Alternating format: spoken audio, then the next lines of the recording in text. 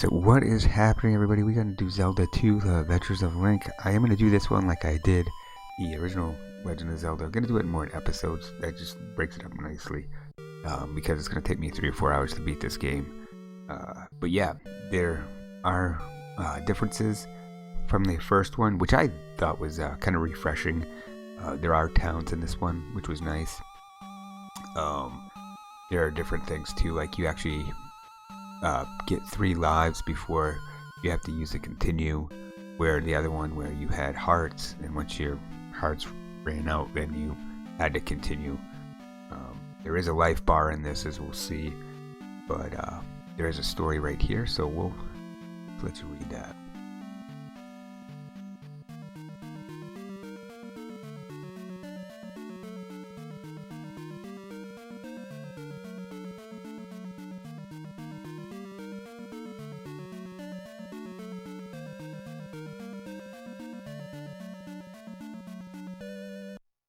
And so you can see that I have a Triforce next to Link. That means that I have beaten the game, but we're going to start a new one. So there's the 3 lives, and look in the upper middle, it says life, and then below that is the 4 bars. That's your life.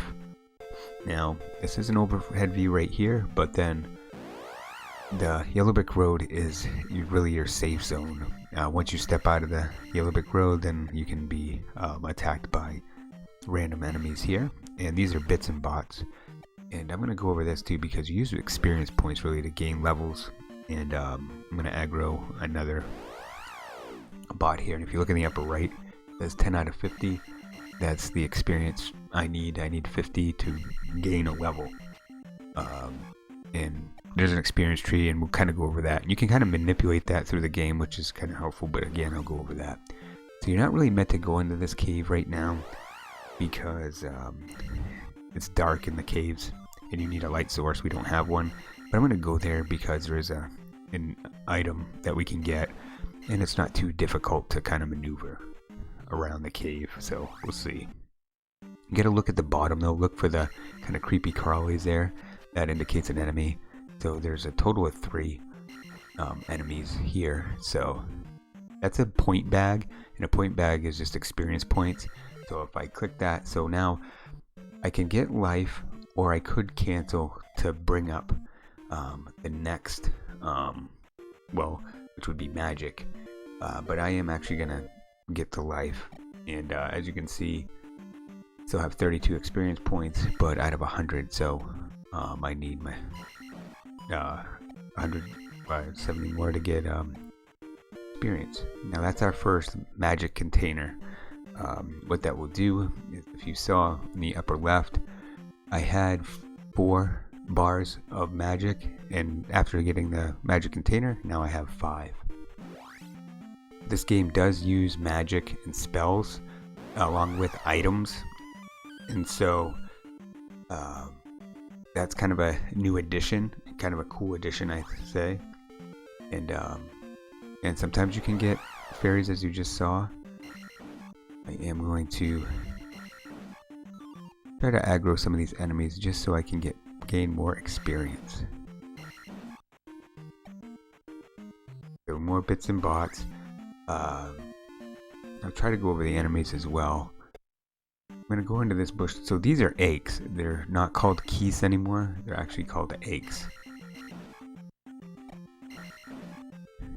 Another point bag here. So that's going to allow me to get magic, and I'm going to level up.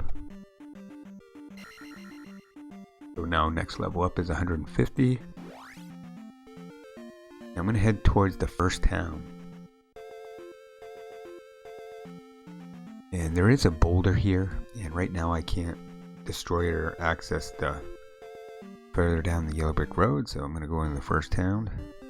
And in towns you want to talk to people because they do give you some really good information. This game's a little less cryptic than the first one, so definitely talk to as many people as you can. And so what he's talking about is, if I hit start, you look in the bottom, it's the crystals times 6, so we have to return 6 crystals to 6 different palaces. So he's just referring to a palace I have to return the crystal to. So I'm going to talk to this guy here. If all else fails, use fire. Now that's that's for later on in the game. That's a hint that's useful later on, but I don't know why we get that hint right now. And so not only do fairies replenish your health, but if you go into a town and you see a lady in red, she'll restore your health as well. Ooh la la. And so this guy tells us that only a hammer can destroy a roadblock. So now we know we need a hammer. We'll get that later on. I am going to talk to this lady here that came out of the house.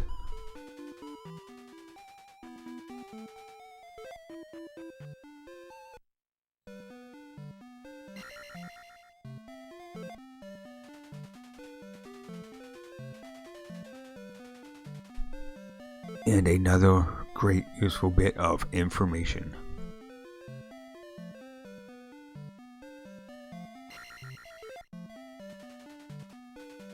And now we're going to get our first spell. And so the shield actually acts like the ring in the first game, or like the tunics in the Link to the Past. They just reduce the damage that enemies inflict on you. So very useful spell, especially in this game.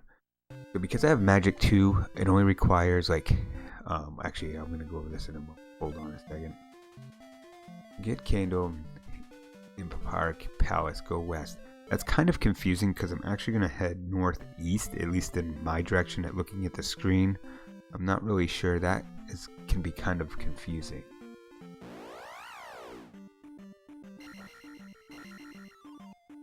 But what I was saying is that, like, if you saw the number 24 next to the shield, that's how much magic it uses, and towards the bars that I have on the upper left-hand screen.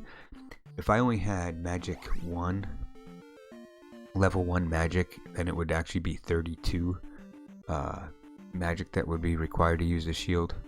But yeah. Anyway, there's an enemy in this cave, and we have to go into this cave. There's only one. So, not too difficult. We can see the palace up north, but we're actually going to go south for very good reason. Now this is very tricky. These air bubbles can knock you into the water and then you're dead. So just take your time and try to avoid those. It's very tricky, trickier than it looks. So yeah, just be patient and take your time. I'm going to go into that grass area here, and it's kind of a cool touch right here. Go Stonehenge. So I'm going to jump over that heart piece just to kill the Goria first, just because if I didn't, the boomerangs would be hitting me as I have the heart container. So there are heart containers here, and so I went from 4 blocks of health to 5.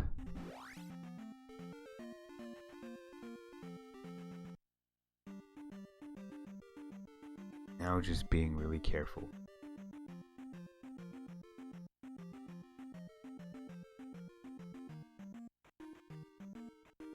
So it is interesting, they have heart and magic containers, which will increase the amount of health and magic by gaining levels. What that indicates is that you'll just take less damage from enemies by gaining more levels in health, and using magic you'll just be able to use more spells with less magic. Now these are Wosus, I think that's what they're called, how you pronounce it. You don't want to get hit by them. They don't give you any experience, but they will take it away. So as you can see, we do need keys there, so we do have to be careful.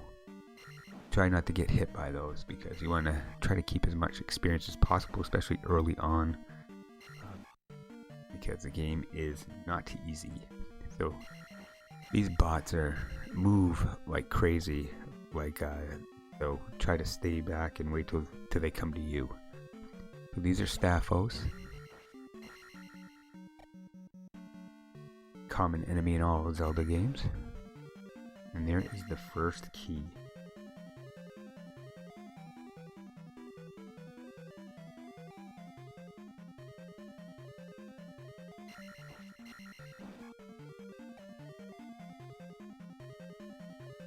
And so yeah, this is Papar Palace. This is the first palace.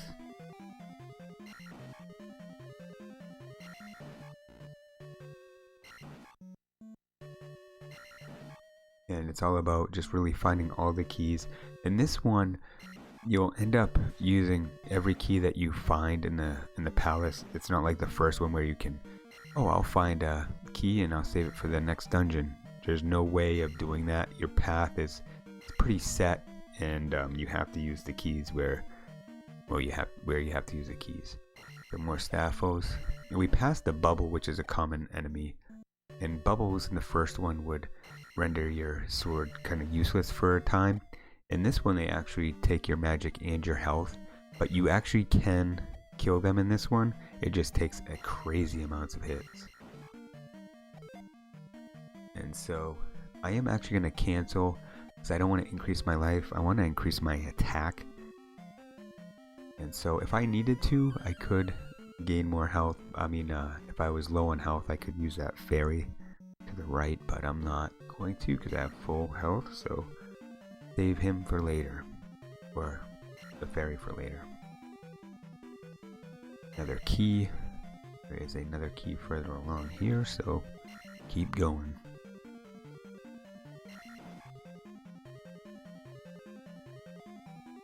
Now I want to be careful here. This enemy, this is tricky. You have to wait for an open space. It's very tricky. Once you get it down, it's not too hard, but this is a, I think it's a Guma, or G-U-M-A, that was pronounced, but how it's spelled. But anyway, can do a lot of damage, but thankfully able to kill the enemy, gain increased attack, so hooray there. And now I'm gonna make my way back because I need to get the item in the dungeon.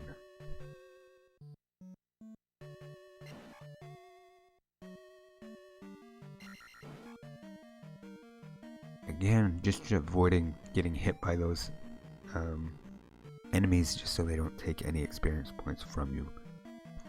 And you can kind of manipulate the bubbles actions in this game. If you go slow, and then you can kind of control where they go, which is kind of a trick you can use further in this dungeon, like right here. But I'm just gonna go for it. Use the shield.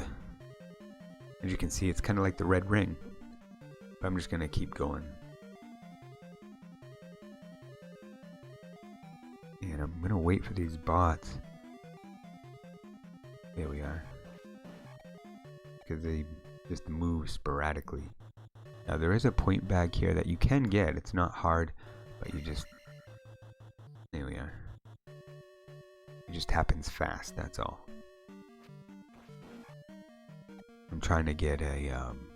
because those blue bottles that drop, they replenish your magic in the upper left.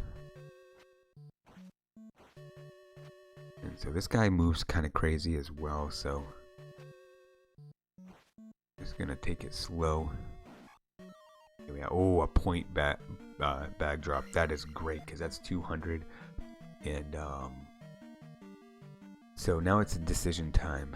I'm gonna cancel because I'm actually going to, well, I'm gonna do health. There's some different ways I go about it, but you know what? I'm just gonna go health.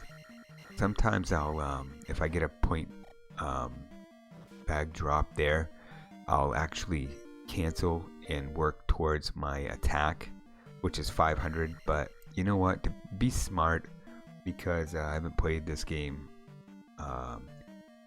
well, until recently I haven't played it that much, so play it safe. I'm gonna try not to die too much. So that's what I wanted. That blue bottle kind of rejuvenated some of my magic. But I also wanted to mention too, like, those are not dark nuts anymore. Like those knights, they're called iron knuckles. Kind of an interesting like fact, because I used to have the CDI games, the Zelda CDI games, and the Zelda CDI games use the name of a lot of the characters on the Adventures of Link, because when Phillips got the rights to Zelda characters, Link and Zelda, I mean, this was the latest release of Zelda. Link to the Past had not come out yet, at least with the Wanda Gamelon and Faces of Evil. So they have Iron Knuckles on that game. So all right, anyway, so here we go. It gets tricky, especially when the Iron Knuckles start throwing their sword around. It's tougher than it looks until you kind of get a handle on it. More Staffos.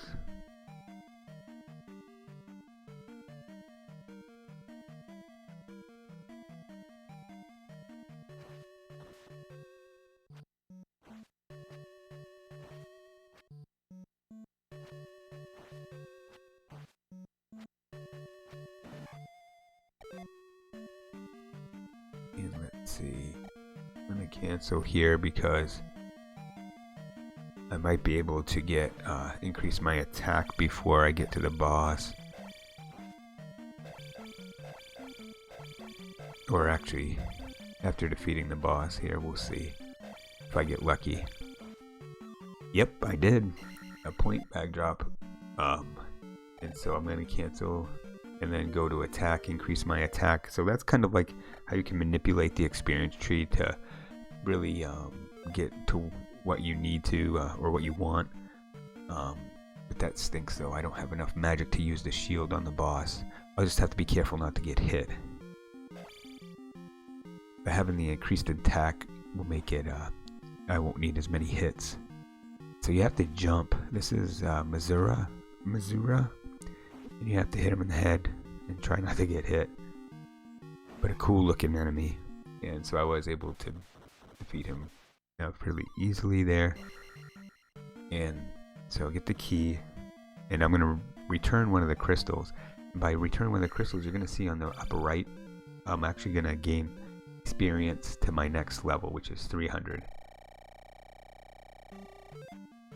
Yeah, which is the magic, and now I'll increase my magic. And the next experience will be health. So that's it. I'm gonna call it good there. So until the next episode, we will see you.